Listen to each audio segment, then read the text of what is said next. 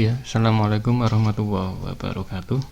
Oke, kali ini kita akan membahas soal tentang KSM IPA ME ya, tingkat nasional tahun 2017.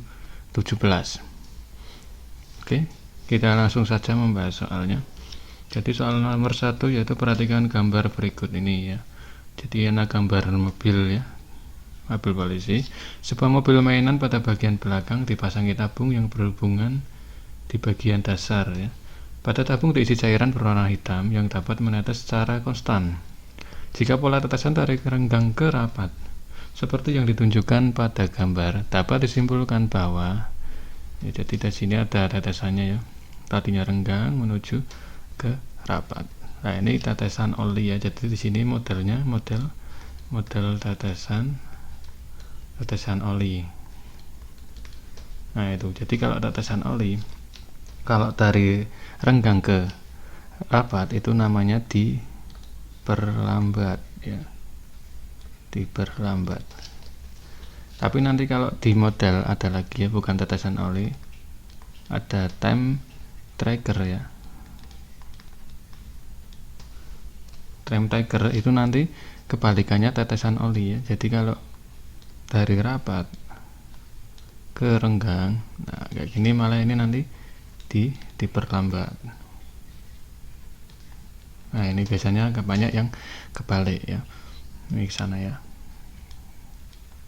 Ini karena yang ditanyakan tetesan oli, kalau dari rapat ke renggang berarti diperlambat itu. Jadi ngapalannya yang tetesan oli saja. Nanti ini yang time tracker berarti kebalikannya ya. Oke, gini berarti jawabannya yang mobil mainan bergerak diperlambat yang A gitu ya. Oke, selanjutnya nomor 2. Berapa ekor lalat diperang di sebuah gerbong kereta api yang sedang bergerak dengan kecepatan tetap 150 km/jam ke arah barat? Peristiwa yang akan terjadi pada lalat selama kereta bergerak adalah ya, jadi di sini nanti ada lalat, ceritanya di dalam kereta. Nah, ketika di dalam kereta itu gimana lalatnya ya? Ibaratnya contohnya kita aja ya, ketika kita di dalam kereta itu, ketika ada seorang penjual pramugarinya itu ya, yang menjual kopi atau mie itu jalan itu, kira-kira dia jalannya biasa apa ngikuti keretanya? Ya, jalannya biasa saja ya. Jadi tidak terpengaruh dengan kecepatan kereta karena kita berada di dalam keretanya ya. Jadi jawabannya yang ini ya, terbang normal seperti biasa, tak terpengaruh dengan gerak kereta ya. Jadi karena kita di dalam kereta, jadi tidak terpengaruh mau kecepatannya berapapun kereta itu ya, tetap kita jalannya seperti biasa. Oke, selanjutnya nomor 3. Sebongkah es batu dimasukkan ke dalam wadah berisi air. Peristiwa yang akan terjadi pada es batu tersebut adalah, nah, pernah lihat ya, kalau kita minum es ya, gimana kalau misalkan minum es batunya gimana? Es batunya kira-kira tenggelam apa terapung? Iya ya, es batunya pasti nanti terapung di sini ya. Jadi tidak mungkin tenggelam, pasti es batunya terapung. Lah kenapa kok terapung itu ya? Kira-kira apa? Es batu atau ngapung, kira-kira yang mana nih? Nah ini ya, jadi berkaitan kalau terapung dan tenggelam itu berkaitan dengan massa jenis ya. Jadi massa jenisnya lebih kecil atau lebih ringan daripada air, maka benda tersebut akan terapung ya. Jadi mengapung karena massa jenisnya lebih rendah daripada air ya. Sedangkan misalkan nanti ada besi ya, besi saya masukkan di sini, besi nanti akan tenggelam. Nah itu besi posisinya tenggelam di sini karena berarti massa jenisnya lebih tinggi daripada air gitu ya. Jadi kalau terapung tenggelam itu kaitannya dengan massa jenis. Oke, lanjut nomor 4.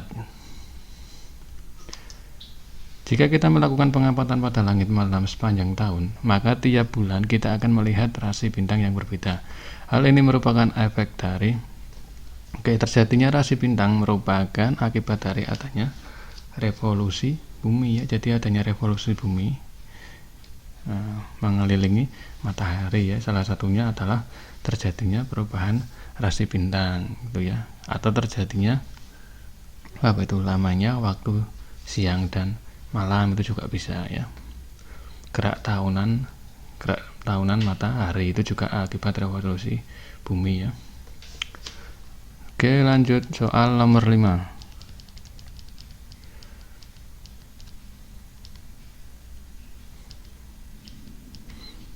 Oke, jika S adalah jarak tempuh dan T adalah waktu, maka grafik yang menggambarkan sebuah mobil yang bergerak dengan kecepatan tetap adalah.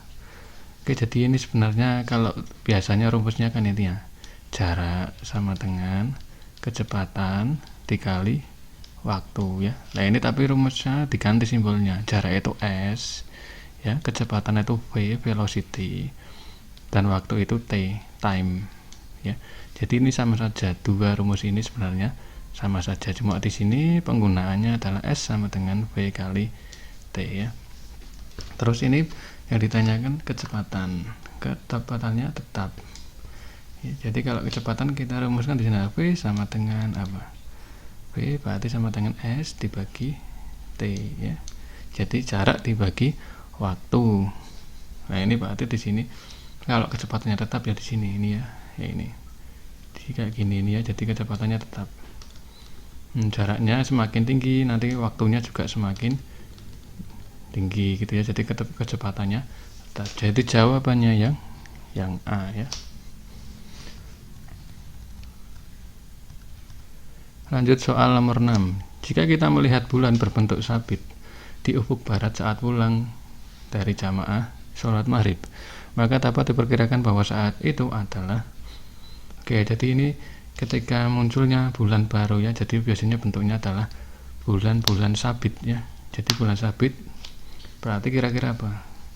Tanggal muda ya, tanggal muda penanggalan bulan Komariah ya, bulan Komariah itu nih ya. Jadi itu ketika misalkan kayak mau masuk Idul Fitri, masuk Ramadan itu ada itu ya, melihat bulan ya. Melihat bulan itu berarti dia melihatnya ke barat dan nanti akan terlihat ya.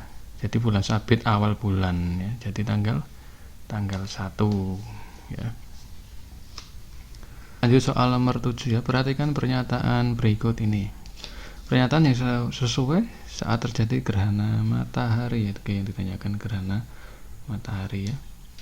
Oke, saya gambarkan dulu nih proses gerhana matahari ya. Ini ada apa ini, saya buat apa? Oke, ini saya buat matahari ya. Ada mata, ada hari. Jadi matahari ya. Kita buat ini matahari. Terus di sini ada apa nih? Di sini ada bulan ya, PLN bulan. Terus belakangnya lagi ada bumi ya. Jadi urutannya gitu, matahari, bulan, bumi. Nah ini terjadi gerhana matahari itu kayak gitu ya. Nah pada saat di sini ini namanya bulan baru ya, posisi bulan baru. Nah, bulan baru di sini atau juga ini fase bulan mati sama saja ini ya. Bulan mati atau bulan baru ya, sama aja. Jadi ini benar ya, 1. Terus di laut sedang terjadi gelombang pasang. Nah, ini juga bisa ya. Jadi ketika bulan baru itu nanti laut pasang. Posisi bulan berada di antara matahari dan bumi. Nah, ini bulan, ini matahari, ini bumi ya. Jadi benar ya, posisi bulan di antara matahari dan bumi. Terus kaum muslimin melakukan sholat kusuf. Lah ini benar ya. Jadi ini bedanya apa? Kalau yang ini untuk gerhana matahari ya. Sedangkan yang ada hanya ini di sini nanti untuk apa nih, gerhana bulan ya, hampir sama ya tulisannya. Di sini ada hanya, kalau ini tidak ada. Nah gitu ya. Jadi ini posisinya bulan baru. Tapi nanti bagaimana kalau yang bulan purnama nanti di sini ya. Nah ketika bulan posisinya di sinilah nanti terjadi bulan purnama gitu ya. Bulan purnama. Kalau untuk proses gerhana matahari di sini, ini posisinya adalah bulan baru ya. Baik, jadi jawabannya yang A ya, 1, 3, 4, 5. Perhatikan tabel periode rotasi dan revolusi beberapa planet berikut ini. Berdasarkan tabel, planet yang memiliki panjang hari paling besar adalah, nah ini kalau panjang hari ya, jadi panjang hari itu maksudnya gini, dari pagi sampai malam itu waktunya yang paling banyak siapa ya. Jadi kalau panjang hari itu lihatnya di bagian rotasi ya, jadi rotasi itu menentukan panjang hari. Nah ini dilihat aja yang paling besar ini D itu day ya, jadi ada day, D itu hari, ada hours ya, hours itu berarti jam ya. Ini ya dilihat ini ya, paling besar 243 masuk di planet Venus ya. Jadi caranya lihat ya rotasi, terus dilihat yang harinya besar ya, kayak gitu. Soal nomor 9, penentuan arah kelibat. Salah satunya dapat menggunakan kompas karena dapat menunjukkan arah utara selatan.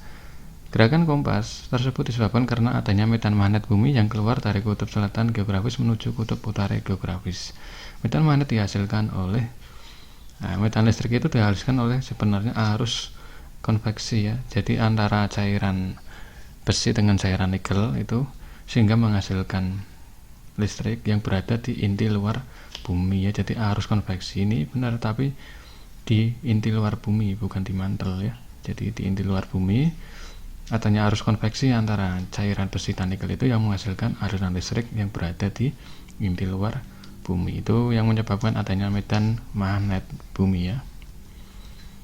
Selanjutnya soal nomor 10, perhatikan pernyataan berikut. Pernyataan yang berhubungan dengan proses terjadinya angin darat ya.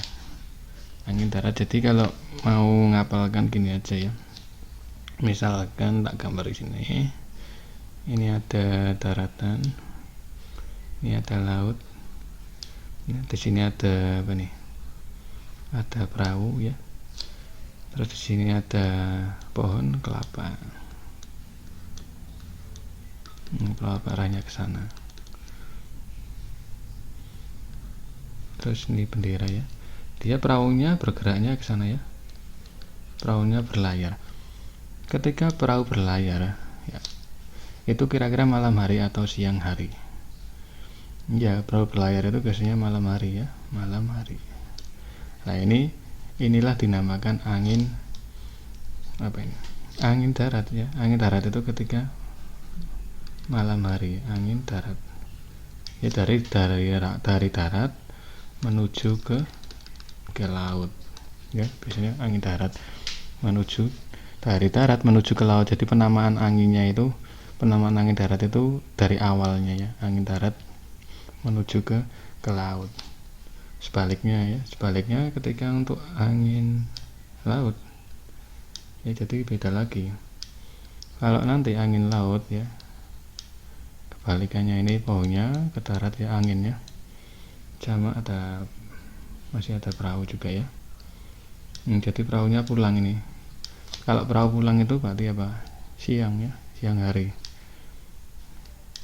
Makanya di sini ada angin laut. Angin laut, jadi dari laut ke darat. Itu namanya angin laut ya. Oke, berarti kita lihat dulu ini. Misalkan tadi terjadi malam hari, oke benar ya. Oke benar. Pergerakan ini apa namanya kan tadi? Angin darat. Angin darat, berarti angin darat ini lihatnya yang ini ya. Pergerakan udara dari laut ke darat, dari laut, salah ya. Terus dimanfaatkan nelayan untuk berangkat mencari ikan. Ini benar ya. Oke. Pada 36. Yang ada 36 mana lah ini, kemungkinan ini ya. Apa ini? Apa dua? Coba suhunya kita lihat. Jadi ini kenapa bergerak ke sini itu karena suhu yang lebih tinggi itu di sini ya. Di laut itu suhunya lebih tinggi. Kalau suhu tinggi kan naik ya, udaranya naik. Lah yang udara yang naik ini diisi udara yang dari darat. Ini naik lagi, nanti diisi lagi terus gitu. Akhirnya kan muter ya. Kenapa kok di suhunya di laut lebih tinggi ya? Suhu di laut lebih tinggi karena apa? Air. Jadi air itu lama untuk menjadi dingin atau mudah atau lama gini. Ibaratnya kalau kita rebus air ya. Jadi merebus air itu kan nanti lebih lama ya untuk menuju ke dingin. Jadi misalkan ini selama siang hari kena panas, di tanah itu lebih cepat dingin daripada di air, intinya gitu ya. Jadi di air itu mudah menyimpan panas. Jadi di sini masih panas, dengan di darat sudah dingin. Nah ini kalau di sini panas, udaranya naik ke atas, nanti diganti dari sini lagi terus muter. Ya jadi jawabannya 3, 5, 6 yang di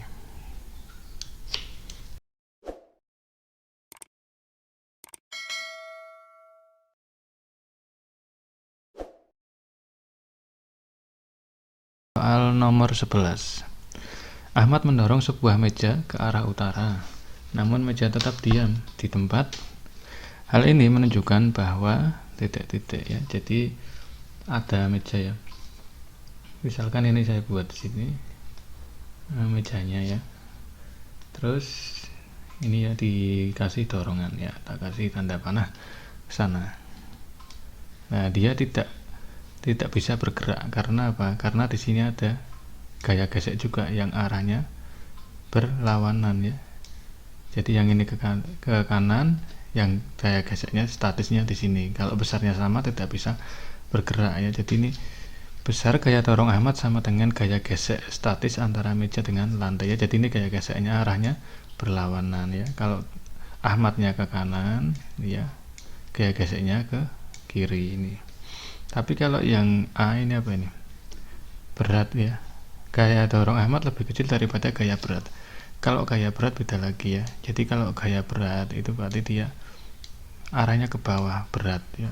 Berat itu karena pengaruh gravitasi W. Sedangkan gaya dorong Ahmadnya ke kanan misalkan. Jadi ya tetap bisa bergerak. Ini enggak berlawanan ya. Jadi diam itu karena adanya gaya yang berlawanan ini ya. Oke, jadi jawabannya yang B. Oke, selanjutnya. Oke, lanjut soal nomor 12.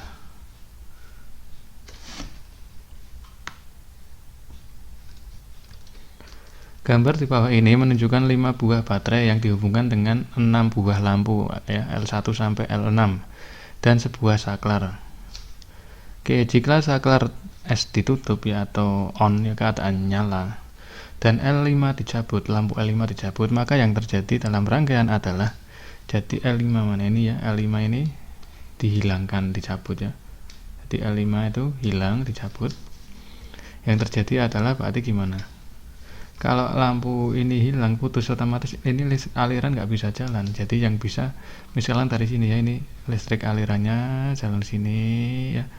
Terus yang sini masih bisa jalan ini. Terus lah nyala ya. Jadi yang dilewati aliran listrik akan nyala.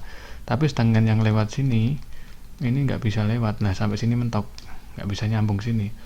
Makanya yang lainnya apa nih Pak jawabannya? Berarti yang ini nyala ya karena dilewati listrik, ini juga nyala. Ini nyala, ini nyala. Nah, berarti yang padam di L4-nya. Jadi L4 padam, lainnya nyala. Jawabannya yang B ya.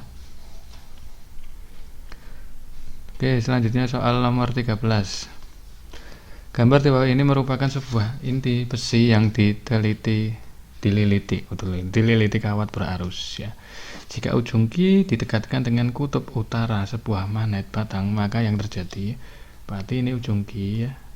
Di sini dikasih magnet batang. Ya, jadi magnet batang kutub utara, berarti sininya utara, sininya selatan. Itu ya. Nah, ini untuk caranya kalau ada model kawat ini ya. Ini tak kasih menggunakan kaidah tangan kanan. Ya, jadi ini misalkan ini ada batang sebagai magnetnya. Terus tangan kanan kita di sini. Dilihat kabel yang pertama ini positif ya. Yang besar itu positif, yang kecil negatif. Ini kan harusnya dari sini bergerak. Nah, dilihat kabel yang pertama kali masuk itu lewat depan apa belakang besi. Ini kan berarti lewat depan ya. Lewat depan besi. Lah ini pakainya tangan kanan juga. Ini tak gambarkan tangan kanan ya. Jadi ini misalkan tangannya genggam si besi ya. Terus ini kan berarti tangan kanan sini jempolnya ya. Nah ini tangannya gitu ya. Ini tangannya, ini jempolnya. Terus jempol ini menunjukkan adalah kutub utara ya. Jadi jempol sebagai kutub utara. Jempol itu sebagai kutub utara ya. Nah, ini harusnya berarti masuk sini. Terus gitu. Berarti udah temu ini kutub utaranya yang mana? Nah, berarti ini P itu kutub utara. Sedangkan yang Q kutub selatan. Nah, ini kalau P dengan P, yang kutub Q yang S ini didekatkan dengan U, akan terjadi apa? Kalau magnet berlawanan berarti apa? Tarik menarik ya. Oke, jadi S dengan U, jadi akan terjadi tarik menarik. Berarti apa jawabannya? Tarik menarik berarti tarik menarik antara magnet dengan ujung Q. Jadi jawabannya yang A gitu ya. Selanjutnya soal nomor 14. Ahmad sedang merancang sebuah percobaan untuk mengetahui pengaruh suhu lingkungan terhadap suhu tubuh manusia. Pada percobaan tersebut, tentukan besaran apa yang menjadi variabel bebas dan variabel terikat. Nah, ini sebelum ini tak contohkan, misalkan ini ya. Saya punya 3 buah pot ya. 3 buah pot. Tahu ya, pot itu nanti tak kasih nama pot apa ini, A, pot B, dan pot C ya. Terus di sini ada tanamannya ya. Ada tanamannya. Ini juga ada tanamannya. Nah, terus di masing-masing pot diberi pupuk beda-beda ya. Yang sini 1 kilo. Yang sini 2 kilo. Yang sini 3 kilo. Nah, ini nanti kita bisa menentukan variabel bebas dan variabel terikat. Variabel bebas itu yang apa? Variabel bebas. Variabel bebas itu yang diubah-ubah ya. Jadi yang diubah-ubah. Diubah-ubah. Coba kita lihat contoh ini. Yang diubah-ubah itu apa? Iya, kandungan pupuknya ya. Di pot A pupuknya 1 kilo, pupuk di pot B 2 kilo, yang C 3 kilo itu yang diubah-ubah itu merupakan variabel bebas ya, yang dapat diubah-ubah atau menjadi sebab ya. Nah, bagaimana dengan variabel terikat? Kalau variabel terikat itu bisa kita lihat sebagai kalau ada sebab pasti ada akibatnya ya, ada sebab ada akibat. Kalau akibat dari pemberian pupuk apa? Nah, akibatnya nanti ini pertumbuhan tanaman ya. Jadi yang tanaman dengan pupuk yang tinggi mesti tumbuhnya akan cepat, sedangkan yang pupuk kurang tumbuhnya lambat ya. Jadi di sini nanti variabel terikatnya bisa pertumbuhan tanaman gitu ya. Tadi variabel bebasnya apa di sini adalah pupuknya gitu, yang diubah-ubah ya, atau yang menjadi sebab. Terus kita lihat di sini contohnya. Ini pengaruh suhu lingkungan ya, pengaruh suhu lingkungan terhadap suhu tubuh manusia. Kira-kira yang diubah-ubah apa? Nah, yang diubah-ubah variabel bebasnya adalah suhu lingkungannya ya. Suhu lingkungannya diubah-ubah. Nanti suhu lingkungan dingin, suhu lingkungan yang panas itu ya diubah-ubah. Terus pengaruh terhadap suhu tubuh manusia. Nah, nanti variabel terikatnya berarti suhu tubuh manusia ya, akibatnya.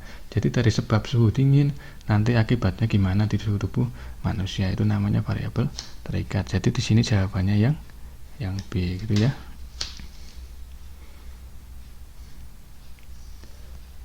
Soal nomor 15. Jika diminta untuk mengukur massa suatu benda agar hasil selalu sama, baik jika pengukuran dilakukan di bumi ataupun di bulan, maka alat ukur yang dipilih adalah ya ini ya. Jadi kalau massa itu selalu sama ya, massa itu sama dimanapun berada ya. Sedangkan berat itu nanti akan beda, karena berat itu dipengaruhi oleh apa ini, gravitasi ya. Jadi kalau massa di bulan maupun di bumi itu sama. Nah, ini satuannya kalau massa biasanya ada gram atau kilogram ya. Kalau di berat satuannya adalah Newton N gitu ya.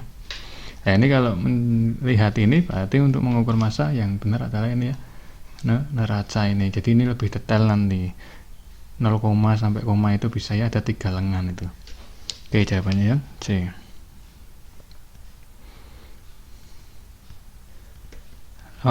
Soal nomor 16. Sekitar 90% penderita rematik adalah orang berusia di atas 60 tahun mungkin ya. Untuk meminimalkan terjadinya rematik pada orang berusia 50 tahun, disarankan agar, ya ini rematik itu sebenarnya apa? Nah, rematik itu bisa radang sendi ya. Radang sendi. Jadi sendinya itu di situ nanti kayak bengkak ya. Bengkak lah itu. Kalau sudah kayak gini radang sendi atau bengkak, tidak boleh apa kira-kira? Nah, ini ya, tidak disarankan untuk mengangkat beban yang terlalu berat ya, karena itu udah nggak kuat, radang. Nah, itu nanti bisa berbahaya, lebih parah nanti ya.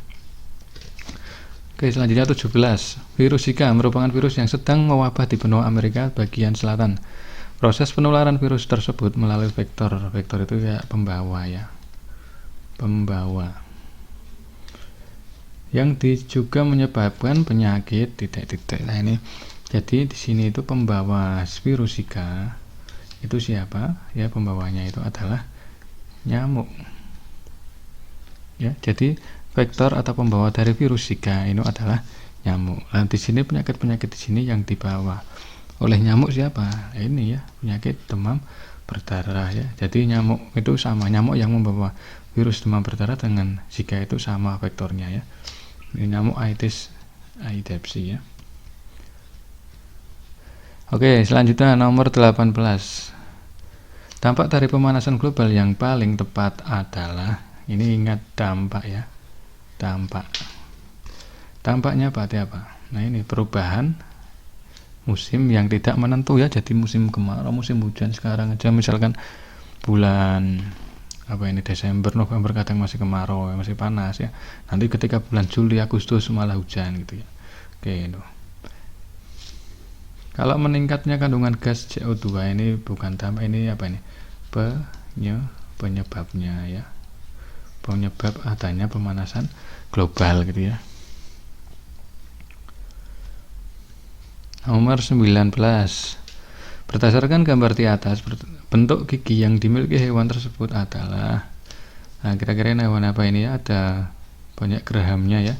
Ini berarti hewan herbivora ya, pemakan tumbuh-tumbuhan kayak sapi, kerbau gitu ya. Oke, selanjutnya nomor 20. Nih, urutan aliran darah kotor atau miskin oksigen pada gambar peredaran darah ditunjukkan oleh, nah ini kita harus tahu dulu ini. Apa ini pertama? Ini tak buat jantung ya. Jantung itu ada 4 bagian. Ini tak tuliskan sesuai di gambar ya. 1, 2, 3, 4. Coba yang nomor 1 apa ini? Serambi apa bilik? Yang atas. Nah, ini gini. Kalau bingung apalanya gini, atas. Oh, ada S-nya. Berarti apa? Serambi. Ya, gitu ya. Yang ini. Kalau yang bawah, oh ada B-nya, berarti apa? Bilik gitu ya. Jadi yang atas itu serambi, yang bawah bilik. Nah, ini nanti yang ini nomor 1 serambi kanan apa kiri? Nah, ini caranya tangan kita disilangkan ya. Jadi kalau tangan kita disilangkan, maksudnya gini ya, tangannya nyilang, kita tangannya silangkan, gini ya. Oh, ini tangan kanan kita nempelnya di angka 1 dan 3, berarti yang sini serambi kanan. Ini juga apa ini? Bilik kanan gitu ya. Bilik kanan. Yang sini berarti tangan kiri kita nempel, berarti bilik kiri. Yang sini berarti apa? Serambi kiri gitu ya. Nah, ini ngapalannya gitu ya. Kalau atas ada S-nya berarti serambi, bawah ada B-nya berarti bilik. Sekarang yang ditanyakan itu ada yang darah kotor ya. Jadi gini. Ini kan, ini apa ini? Sini itu paru-paru ya. Jadi nomor 5 itu paru-paru nih. Nomor 5 itu paru-paru. Ini berarti tubuh ya, seluruh tubuh. yaitu jantungnya. Nah, jadi ini darah yang keluar dari paru-paru itu mesti bersih ya. Di sini oksigen semua ini. Nah, ini oksigen. Ini oksigen sampai sini terus ya. Terus nah sampai nomor 6 itu di sini isinya oksigen semua. Sedangkan yang keluar dari tubuh itu sudah oksigennya sudah diserap tubuh. Nah, keluar dari sini adalah apa? CO2. Terus 1,3 sini ya sampai nomor 5. Ya, jadi tak ganti warna dulu coba.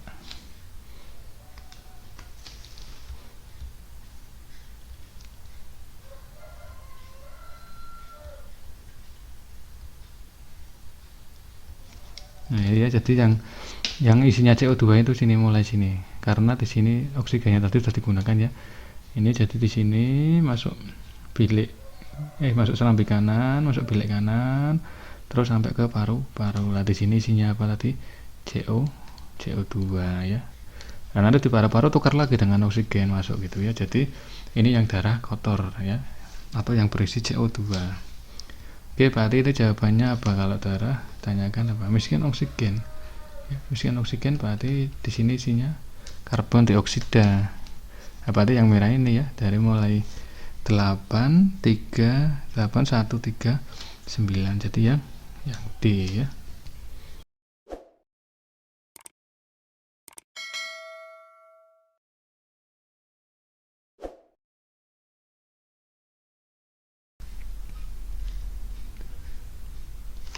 Oke ya, kita lanjut soal nomor 21. Suatu ekosistem padang rumput terdapat rantai makanan sebagai berikut. Jika kita ketahui energi yang diperoleh ular dari katak yang dimakan sebesar 100 kJ, maka besar energi yang diperoleh elang adalah sebesar. Jadi gini ya, prinsipnya energi itu gini. Misalkan tak gambarkan ini rantai makanan ya. Ada produsen, terus ini tak singkatnya konsumen 1, terus ada apa? Konsumen 2, terus ada konsumen 3. Jadi semakin ke arah puncak ya, itu energinya semakin sedikit. Jadi energinya semakin sedikit. Misalkan gini, kita tulis di produsen itu 1000 ya, terus di sini mungkin 100, di sini 10. Nah, nanti di sini bisa 1 gitu ya. Jadi semakin sedikit energinya. Berarti kalau kita lihat di sini di sini ada ular sebesar berapa ini? 100 kJ. Berarti di sini lebih kecil dari 100 ya. Tinggal kita dilihat saja di pilihannya. Kemungkinan yang lebih kecil yaitu hanya ini ya, di 10 kilojoule ya. Jadi energinya semakin sedikit intinya. Oke, lanjut. Soal nomor 22. Perhatikan gambar berikut. Berdasarkan ketinggian, contoh tumbuhan yang dapat dikelompokkan sesuai dengan gambar tersebut. Ya, jadi ini ketinggiannya 6 meter. Jadi kira-kira apa nih? Pohonnya ada model kayak gini. Ya, ini yang pas adalah jambu ya, tanaman jambu mangga itu ya. Ketinggiannya 6 meter dan bentuknya seperti ini ya. Oke, lanjut nomor 23. Perhatikan gambar berikut. Ini tanaman yang hidup di air ya, kayak apa nih? Contohnya anjing gondok itu ya. Jika sebuah kolam tiba dari tumbuhan tersebut, maka pernyataan yang benar untuk menggambarkan dampak negatif keberadaan tumbuhan tersebut dalam jumlah banyak ya terhadap keadaan kolam adalah, nah ini nanti akan kandungan oksigen di dalam air akan berkurang. Jadi ini semakin menimbun, nanti sampah-sampah hasil timbunan tanaman ini akan diuraikan ya. Nah, proses penguraian sampah itu memerlukan oksigen yang banyak sehingga kandungan oksigen dalam air akan berkurang gitu ya. Selanjutnya soal nomor 24. Berikut yang merupakan dampak dari penggunaan insektisida dan pestisida bagi lingkungan dan makhluk hidup adalah, nah ini ya, terlalu banyak menggunakan ini, jadi dampak negatifnya nanti kira-kira apa? Iya, teracuninya hewan lain yang bukan sasaran ya. Jadi mungkin ada hewan-hewan yang bisa bermanfaat nanti malah mati ya. Tuh. Oke, nomor 25. Bayi ketika lahir butuh dipeluk atau diselimuti tubuhnya agar tetap hangat. Hal tersebut karena suhu tubuh bayi ya. Jadi bayi itu pasti diselimuti ya, di bedong gitu ya, karena ini suhu tubuh bayi itu cepat turun ya dan lambat untuk naik, makanya diusahakan agar tidak terlalu kedinginan ya. Oke, nomor 26. Perhatikan gambar berikut ini. Gambar apa ini? Hewan sebagaimana gambar dapat beradaptasi pada lingkungan berlumpur ya. Jadi ini hewan ini punya labirin ya di insangnya sehingga dia dapat bertahan di lumpur ya. Ciri-cirinya apa ini? Ini ya, berkulit licin, berlendir dan tidak bersisi. Ini ikan apa ini? Ikan lele ya. Ya. Oke, lanjut 27. Tumbuhan bako banyak ditanam di kawasan pantai pesisir karena memiliki akar hisap ya. Bako atau apa ini? Mangrove ya. Jadi mangrove atau bako. Ya, bako bukan tembakau, beda ya, bako. Mangrove. Sehingga bermanfaat untuk apa ini? Gara-gara punya akar hisap ya. Dia punya akar hisap di sini. Nah, ini bisa menyerap kadar garam air laut. Jadi nanti di sekitar bako itu akan payau ya. Payau itu setengah separuh tawar, separuh asin tuh ya. Terus 28. Peningkatan jumlah penduduk menyebabkan kebutuhan tempat tinggal meningkat dan berimbas pada terjadinya pemanasan global. Hal tersebut karena itu ya, jadi misalkan tadinya banyak hutan ya, banyak hutan, terus hutannya itu ditebangi diganti dengan apa nih? Iya, diganti dengan rumah pemukiman. Nah, kira-kira tampaknya apa kalau hutannya hilang malah dibuat rumah? Nah, ini karena apa ini ya? Berkurangnya lahan hijau karena pemanasan global ya. Ini pemanasan global itu disebabkan sebenarnya oleh siapa ini? Oleh karbon dioksida ya. Nah, karbon dioksida ini yang bisa menyerap adalah tumbuhan ya. CO2 itu hanya bisa diserap oleh tumbuhan. Nah, kalau tidak ada tumbuhan, CO2 terlalu banyak. Nah, ini nanti terjadi pemanasan global gitu ya. Oke, nomor 29. Pada waktu mencangkok tanaman, ada sebagian batang yang dikupas melingkar dan kemudian dibalut dengan tanah. Dengan adanya kupasan melingkar batang, tentu ada pembuluh yang terputus. Meskipun demikian, bagian yang di sebelah ujung kupasan tidak layu. Hal tersebut disebabkan karena ini saya buat ada batang ya. Nah, ini struktur batang dikotil ya, yang bisa dijangkau itu tanaman dikotil. Nah, gini. Oke, tuh. Ntar tak ganti warna dulu ya biar jelas. Ganti merah.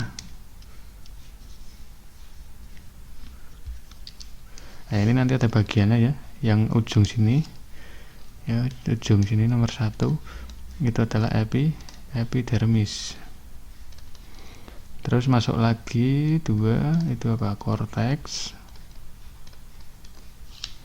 Terus pembuluh yang di luar sini. Nomor 3 adalah phloem ya, phloem.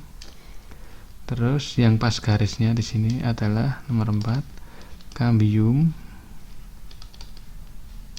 Lah yang dalam ya, yang dalam sini nomor 5 itu xilem. Lah ketika nyangkok itu yang dihabisi atau dihilangkan itu sampai sini. Nah, sampai cambium. Ya, jadi nomor 1, 2, 3, 4 itu hilang, dihabiskan. Sedangkan yang nomor 5 itu masih ada ya, di sini masih ada karena di sini fungsinya apa? Sebagai pengangkut unsur hara ya, jadi mengangkat air dan mineral. Ini masih ada ya, ini enggak hilang. Makanya di sini tidak layu ya, jadi yang atas yang mau dicangkuk itu tidak layu karena di pembuluh silemnya masih ada. Berarti jawabannya apa ini?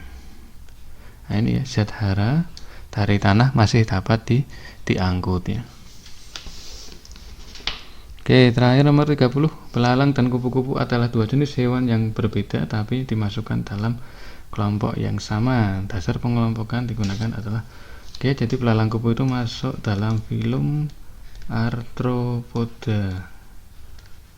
Ya, jadi di sini Arthropoda. Nanti ada langsung dibagi lagi, nanti kelasnya adalah insekta ya. Insekta itu adalah apa? Serangga. Nanti ada serangga ya, ada krustasea. Krustasea itu bangsa kepiting gitu ya. Jadi pengelompokan itu berdasarkan adalah struktur tubuhnya ya. Nah, ini kupu-kupu dan belalang. Oke ya, sekian dulu untuk pembahasan materi KSM IPA tingkat MI tingkat nasional tahun 2017. Oke, silakan bisa like dan komen untuk lebih diskusi ya. Oke, silakan bisa subscribe juga untuk melihat video-video selanjutnya. Oke, sekian dulu, semoga bermanfaat, sukses selalu. Assalamualaikum warahmatullahi wabarakatuh.